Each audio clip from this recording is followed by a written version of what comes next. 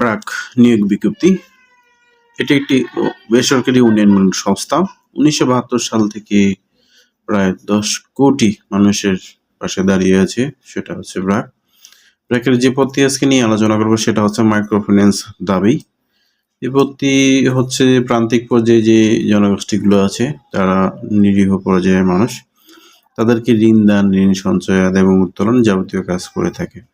যোগ্যতা চাওয়া হয়েছে যে কোনো বিশ্ববিদ্যালয় থেকে স্নাতকোত্তর বা সমমানের ডিগ্রি, এবং মাঠ পর্যায়ে কার্যালয়গুলো যে আছে সেগুলোতে করার মন মানসিকতা অবশ্যই থাকতে হবে।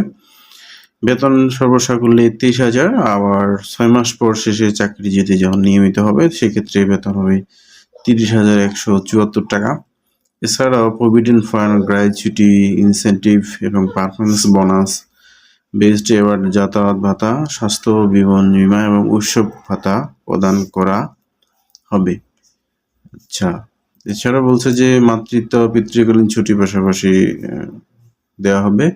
এবং আমরা এখন আসি আবেদন কিভাবে করব। আবেদন চলবে আগামী 25শে ডিসেম্বর।